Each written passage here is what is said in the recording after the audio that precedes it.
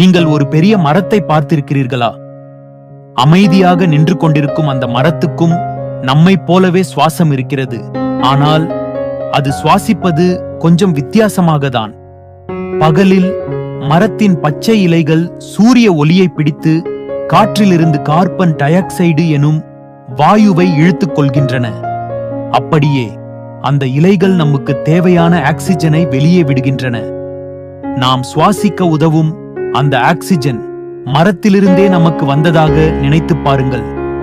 இரவில் மரங்கள் சற்றே மாறுபடுகின்றன. அவை சுவாசிப்பது நம்மைப் போலவே சிறிது ஆக்சிஜனை எடுத்துக்கொண்டு கார்பன் டை ஆக்சைடை வெளியே விடுகின்றன.